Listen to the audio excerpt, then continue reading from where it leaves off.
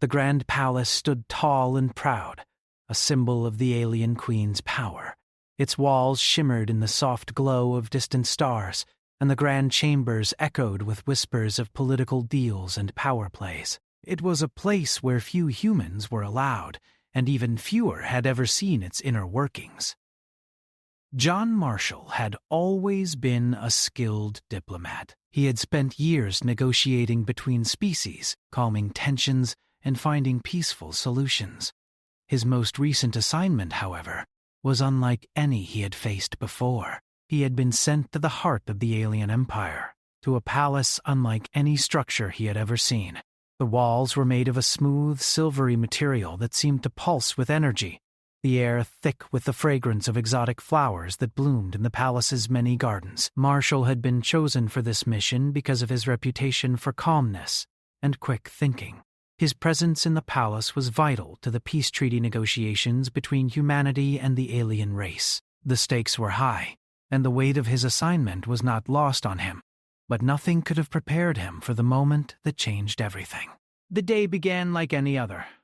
Marshall stood in the vast throne room waiting for the Queen to arrive.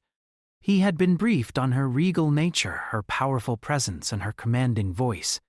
But as he stood there, a sense of unease crept over him. The air in the room felt heavier, as if something important was about to happen. The doors opened with a soft hum, and the Queen entered the room. She was a sight to behold, her presence overwhelming. Tall and graceful, with sharp features that commanded respect, her eyes seemed to glow with an otherworldly intelligence. Marshall had seen her once before, during a formal meeting, but this time there was something different about her, something more intense. She acknowledged him with a slight nod, her voice smooth and cold as she spoke. "Ambassador Marshall," she said, her tone carrying the weight of a queen who had seen it all. "It is good to see you again." Marshall offered a polite smile, though his mind was elsewhere. The room felt different, the energy in the air shifting in a way that made him uneasy. Something was wrong, but he couldn't put his finger on it. The Queen spoke, but he barely heard her. His attention was caught by a movement at the far side of the room. A small figure dashed into the chamber, a child no older than 6. The child was unlike any he had ever seen. Their skin shimmered with a strange iridescence, their eyes wide and filled with an unspoken understanding that seemed far beyond their years. The child's hair was jet black, and their features were strikingly similar to those of the Queen, but with an unmistakable human touch. The child ran towards Marshall, their small feet thudding softly against the floor. Marshall froze, unsure of what was happening. The child's gaze was locked on him, and as they neared, they cried out, "Father!" The room fell silent. Every eye in the palace was on the child and the human diplomat. The guards, the courtiers, and even the Queen, who had stood tall and imposing moments before, seemed frozen in place. No one spoke. No one moved. It was as if time itself had stopped. Marshall's heart raced in his chest. He didn't know this child. He had never seen them before in his life. And yet, here they were, running toward him, calling him father. The silence in the room grew unbearable. Marshall looked around, but no one seemed to be willing to speak. The Queen's eyes widened in shock, her face pale as she stared at the child. Marshall could feel the tension building in the room, the weight of hundreds of unasked questions pressing against his chest. The child reached him, stopping just a few feet away. They stared up at him, their eyes filled with a strange, almost desperate recognition. It was as if they knew him, as if they had been waiting for this moment. "Father," the child repeated, their voice soft but full of emotion. Marshall could hear the pleading in their tone, the unspoken desire for something he couldn't understand. He glanced at the Queen, seeking an explanation, but she was staring at the child, her face a mixture of disbelief and something darker, something he couldn't quite place. Marshall had always been good at reading people, at understanding their motivations. But in this moment, the Queen was a mystery to him, and her silence only deepened that mystery. The child's eyes never left him. Marshall took a cautious step forward, unsure of what to do. He had faced danger before, had been in countless situations where diplomacy and wit were his only weapons. But this was different. This was something he hadn't been trained for, something that defied all logic. No one moved, no one spoke. It felt as though the entire palace was holding its breath, waiting for something to happen. Marshall's mind raced, trying to make sense of the situation. Was this a prank? Was it some kind of test? Or was it something far more sinister? The Queen finally broke the silence, her voice low and cold. "What is the meaning of this?" she asked, her gaze still fixed on the child. There was no anger in her voice, only confusion and fear. Marshall looked back at her, his own confusion mirroring hers. I don't know, he admitted, his voice barely a whisper. I've never seen this child before. I don't know why they called me father. The Queen's expression hardened. This cannot be, she said, her voice tinged with something like dread. It is impossible. The child stepped closer to Marshall, reaching out as if seeking comfort. Marshall hesitated for a moment, then instinctively knelt down to their level, offering a hand. The child took it, their small fingers grasping his with surprising strength. I'm not your father, Marshall said softly, trying to calm the child, though his heart was racing. But we'll figure this out, okay? We'll find out what's going on. But the child only looked at him with those large, pleading eyes, and repeated, "Father." It was a word filled with a weight that Marshall could not ignore. The Queen stepped forward, her face set in determination. "This is a grave mistake," she declared, "a mistake that cannot be allowed to continue." Marshall's gaze flicked between the Queen and the child, the tension in the room rising like a storm. Something was happening here, something that neither he nor anyone else in the palace had anticipated. And as the silence stretched on, he couldn't shake the feeling that this was only the beginning of something far greater than any diplomatic mission he had ever been a part of. Marshall stood frozen, his hands still extended toward the child, whose eyes never wavered from his face. The moment felt surreal, as if time itself had been stretched, the air thick with unanswered questions. The soft murmurs of the room began to grow louder as the tension lingered, each person unsure of how to react. The child held his hand tightly, their small fingers gripping his with an intensity that seemed out of place for someone so young. Marshall could feel the warmth of their hand, but there was something else, something almost electric, about the connection. It was as if the child had been waiting for this moment for a long time, and now that it had arrived, they wouldn't let go. The silence was deafening, and Marshall was aware that all eyes were on him. The palace staff, the diplomats, even the guards. All were watching with bated breath.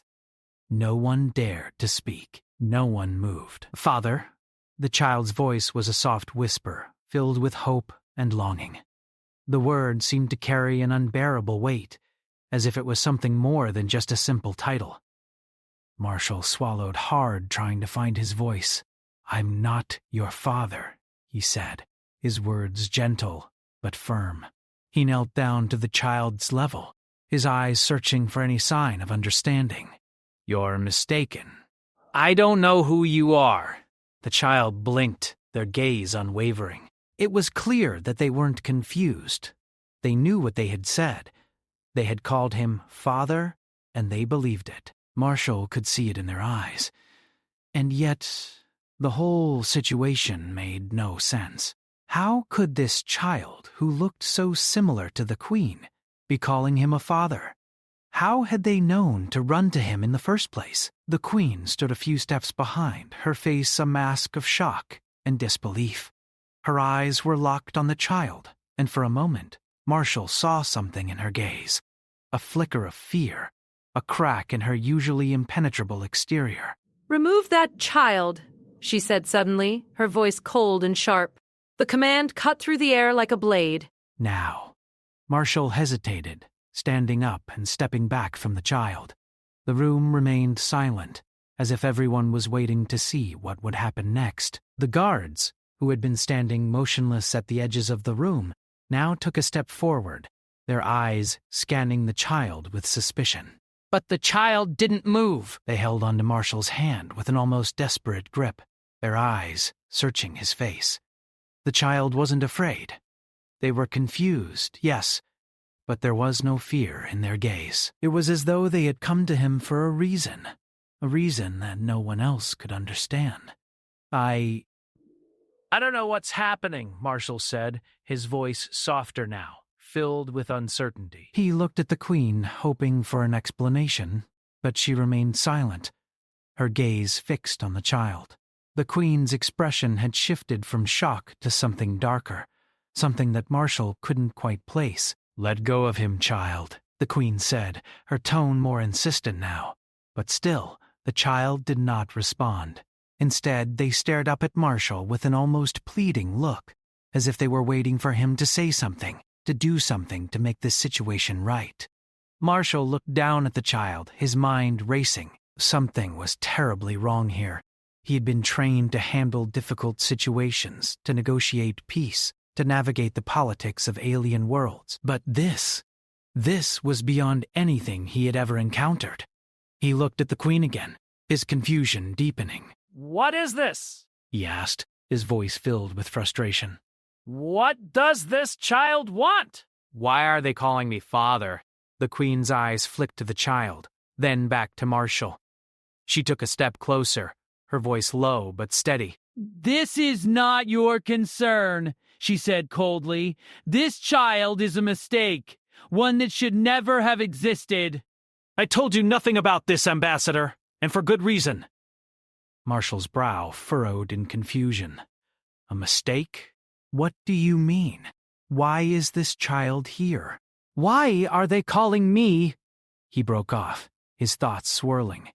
He needed answers. The situation was becoming more and more bizarre, and it seemed like the Queen was hiding something. The Queen's expression hardened, and for the first time since he had met her, Marshall saw something close to fear in her eyes. It was fleeting, but it was there. "You must understand, Ambassador," she said, her voice strained. "This child should never have been born. They are an experiment, an anomaly, a result of actions taken long ago. But those actions were meant to be forgotten." Marshall shook his head, trying to process what she was saying. "An experiment?" he repeated. "You're telling me this child is the result of some kind of experiment?" The Queen nodded slowly. Yes. A long time ago, I made a decision. "A decision I regret. This child is the product of genetic manipulation. They were never meant to be real. They were never meant to live outside the confines of the lab. But something went wrong. The process, it didn't go as planned." Marshall glanced down at the child again, whose eyes still held that unwavering trust, that desperate need. "This child doesn't know that, though," Marshall said softly. "They don't understand. All they know is that they've come to me." The Queen's face twisted in anger, and that is the problem. "I've kept this hidden for so long. I thought it was over, that it was buried. But now," she paused, her voice thick with emotion. "Now it has returned, and I cannot allow it to continue." The pieces were beginning to fall into place, but the picture was still unclear. What had the Queen done? Why had she created this child? And more importantly, what did it mean that the child had called him father? The child tugged at his hand, looking up at him again with those wide, innocent eyes. "Father," they whispered once more, their voice trembling. Marshall didn't know what to say. How could he explain to this child that they had been created for a purpose they didn't understand? How could he tell them that the world around them wasn't as simple as they thought? "I won't let this happen," the Queen declared, her voice cold once more. "This child is a threat to the order of this empire. They must be dealt with before things spiral out of control. You can't just destroy them. This child may be the result of your mistakes, but they are still a living being. They deserve a chance. The Queen's eyes flashed with fury. You don't understand, Ambassador. You can't possibly understand the consequences of allowing this to continue. Marshall turned back to the child, their eyes still filled with that desperate need for someone to care for them, to give them a place in this world. He couldn't just turn away. Not now. Not when this child had come to him. I won't let you harm them, Marshall said firmly. I don't know what happened here, but I'm not leaving without them. The Queen's expression hardened as she stepped back. Then you will regret this, she said softly, her voice carrying a chilling warning. You have no idea what you're getting involved in. Marshall felt the weight of the Queen's words hanging in the air like a thick fog. He had been in countless negotiations, faced many challenges in his diplomatic career, but this was something completely different. The child's eyes, filled with trust and confusion, were still locked on him. Every second that passed, the situation felt more dangerous, more uncertain. The Queen stood across from him, her posture rigid, her eyes betraying the fury simmering beneath her calm exterior. He could see it in the way her fingers curled into tight fists, her breath steady but heavy. The tension between them was palpable, and Marshall could feel it tightening like a noose. I will not let you take this child, Marshall said again, his voice unwavering despite the fear creeping into his chest. He didn't know what he was up against, but there was something deep inside him that told him he couldn't walk away from this. Not now. The Queen's lips curled into a thin smile, though there was no warmth in it. You think you can stop me? She asked, her voice like ice. You are nothing but a human diplomat, out of your depth in a game far older and more dangerous than you can comprehend. Marshall didn't back down. I won't let you hurt them. They are just a child. The Queen's smile faded, replaced by a dark look of determination. The child is a weapon, Ambassador. They are the result of a mistake, one that I regret more than you can understand. You are wrong to think they are just a helpless being. They are a threat. Marshall stared at her, trying to piece together what she was saying. The Queen had spoken of genetic manipulation, of creating something that wasn't meant to be, but he still couldn't fully grasp the gravity of her words. How could a child, no matter their origins, be seen as a threat to an empire? The child tugged at his hand again, their small fingers gripping him tightly, their face a mixture of fear and confusion. Marshall could see the tears beginning to form in their eyes, and something inside him snapped. This wasn't about politics. This wasn't about power. This was about protecting a vulnerable being from the consequences of someone else's actions. I don't care what they were made for, Marshall said firmly. They are innocent. I won't let you destroy them. The Queen's gaze hardened, and for the first time, Marshall saw the true extent of her anger.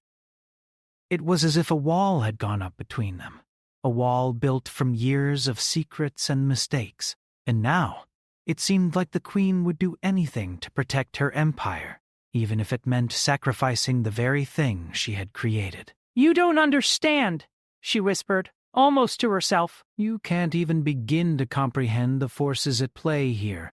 This child is not just a creation. They are a key that could unlock something terrible. If I allow them to live, if I allow them to grow, the consequences will be catastrophic. I've seen it. I've foreseen it. Marshall's heart raced. What are you talking about? What is this child really capable of? The Queen's eyes flickered for a moment, and for the first time, Marshall saw a hint of vulnerability in her. It was quickly masked by the cold mask of the ruler she had to be. They are more than just a hybrid, she said quietly, her voice heavy with regret. The experiments that led to their creation were not just about genetics. They were about merging different abilities, different powers. The child, this hybrid, was designed to be something more than even I could control. They are not like the rest of us. Marshall didn't know what to make of that. What do you mean, designed? You made them to be a weapon? The Queen shook her head. I never intended for them to be a weapon. I wanted to create something that could bridge the gap between my species and humanity, something that could end the constant conflict, something that could bring peace. But I was wrong. I was too ambitious. What? The child? They have abilities that could change everything. Marshall frowned, trying to understand. Abilities? What kind of abilities? The Queen's eyes darkened. Telepathy, influence over biological systems, the power to manipulate life itself. The child is not just a product of genetic manipulation. They are the product of a combination of science, ancient knowledge, and something darker, something I didn't fully understand until it was too late. Marshall stared at the child, whose eyes were wide with confusion and fear, and he felt his stomach twist. The child didn't deserve this. They were just a victim of their creation, a victim of someone's ambition. And yet, here they were, caught in the middle of something far beyond their control. They didn't ask for this, Marshall said softly. They're just a child. You can't treat them like this. The Queen's expression softened for a brief moment, but it was fleeting. She turned her back to him, her eyes distant, lost in memories Marshall couldn't fathom. I've already done too much to protect them, she said quietly. I thought I could control the situation, that I could keep them safe, but I failed. I created something I couldn't control. And now I have to clean up my mess. Marshall shook his head. You don't have to do this. You can't just wipe away your mistakes by destroying this child. The Queen's eyes narrowed. You don't understand. If the child is allowed to grow, to fully realize their potential, they will be a force beyond anyone's control. They could bring down my empire. They could bring down everything we've built. You're naive if you think this is just about saving a child. This is about the survival of everything. Marshall's heart pounded in his chest. He had never felt so helpless in his life.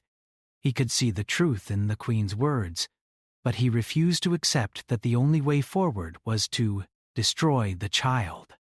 He had seen enough of the galaxy's power struggles to know that this wasn't the answer. This child deserved a chance, a life of their own, not to be cast aside because of what they were made to be. You have to listen to me, Marshall said, his voice steady but filled with urgency. This child doesn't have to be a threat. They don't have to be your enemy. You're the one who made them, and you're the one who can protect them. But you have to change your thinking. You can't just destroy what you created. The Queen stood motionless, her back still turned. For a long moment the room was silent, the weight of her decision pressing down on everyone in the room. Marshall held his breath, hoping against hope that she would see reason, that she would change her mind. Finally, the Queen spoke, her voice quieter now, almost a whisper. What do you suggest, Ambassador? How can I fix this? How can I undo what I've done? Marshall took a step forward, his heart pounding in his chest. He looked at the child, who was still clinging to his hand, looking up at him with those wide, trusting eyes. You don't undo it. You move forward. You protect them. You give them a chance to grow. You let them decide what they want to be, not what you made them to be. The Queen's shoulders slumped slightly as if the weight of her choices had become too much to bear. She turned to face him, her expression weary, haunted. And what if I'm wrong? Or what if they do become a threat? What if I can't control them? Marshall shook his head. Then we deal with it together. We face the consequences together. But you can't make a decision for them. They have to have a chance. The Queen looked down at the child, her face softening for a brief moment. Then, with a deep breath, she raised her head and met Marshall's gaze. I don't know if I can do this, she said quietly, but I will try. For them, Marshall nodded. That's all any of us can do. The atmosphere in the room remained tense, but there was a sense of relief in the air, a shift that Marshall couldn't ignore. The Queen had agreed to protect the child, at least for now, and that was more than he had expected. But the reality of the situation weighed heavily on him. The child was a mystery, and so much of what had been said remained unclear. The Queen had her own reasons for keeping secrets, and Marshall could only wonder what else she was hiding. The child, still gripping his hand, seemed to sense the change in the air. They looked up at him with those wide, trusting eyes, and Marshall could feel the weight of their reliance on him. This wasn't just about diplomacy anymore. This wasn't about political alliances or royal ambitions. It was about saving a child, one who had been created, abandoned, and left in the middle of a battle between powers far greater than anything they could comprehend. "Father?" The word came again, soft and unsure. It was as if the child was testing the word, seeing if Marshall would confirm what they believed. Marshall knelt down to their level, brushing a hand gently over their hair. "I'm not your father," he said softly, though his heart ached. "But I'm here for you. I'll help you." The child blinked, as if trying to process his words. They didn't seem disappointed, just confused, like a puzzle they couldn't quite piece together. Marshall didn't know how to explain things to them. How could he? The truth of their origins was still a mystery, and he had no idea how far this web of secrets stretched. The Queen watched from across the room, her arms crossed tightly, her expression unreadable. Marshall could see the tension still hanging around her, the weight of her past decisions too heavy for even her to shake off completely. "I will protect them," the Queen said finally, breaking the silence. Her voice was firm, but there was a new undertone of something softer, something like regret. "But it will not be easy. The Empire will not forgive this. I've already broken many rules by allowing this child to live. If others find out, if anyone else knows." Marshall stood up, his gaze still fixed on the child. "I understand," he said. "But you can't protect them by hiding. You have to let them live, let them grow. And maybe, just maybe, we can change the future. Together." The Queen's eyes softened, just for a moment, but then her mask of control slid back into place. "You don't know what you're asking, Ambassador." "You don't know what they are capable of." Marshall turned to face her fully. "I don't know what they're capable of, but I do know this. They deserve a chance. A life of their own. And I won't let fear dictate that." The Queen looked away, staring out of the grand windows of the palace. Her gaze was distant, lost in thought. Marshall knew that she was calculating the risks, weighing the cost of her decisions. She had created the child, but she also feared the consequences of their existence. Marshall could see it in her eyes. This wasn't just about the child's safety. This was about the survival of the empire she had fought so hard to build. "We need to leave," Marshall said suddenly, his voice steady. "We can't stay here. It's too dangerous for all of us." "What?" You know it's only a matter of time before someone comes looking for the child. We can't wait for that to happen. The Queen's eyes snapped to him, and for a brief moment, Marshall saw a flash of fear. Fear that, despite everything she had done to protect herself, she couldn't stop the storm that was coming. "I can't just abandon my people," the Queen replied, her voice tight. "I have duties." "I can't leave my empire vulnerable." Marshall stepped closer to her. "You don't have to leave forever, just long enough to keep the child safe. To figure out what this all means. We don't know what's out there yet, but I think we can find a way to keep them safe. Together." The Queen hesitated, her gaze shifting between Marshall and the child. Finally, she nodded, though there was reluctance in her movement. You're right, she said quietly. I've already sacrificed too much. I can't sacrifice them. Marshall turned to the child, who was still holding on to his hand. We're going to get through this, he said softly, but we have to be careful. We need to trust each other. You have to trust me. The child nodded, though they still seemed uncertain, their wide eyes full of questions that Marshall couldn't answer.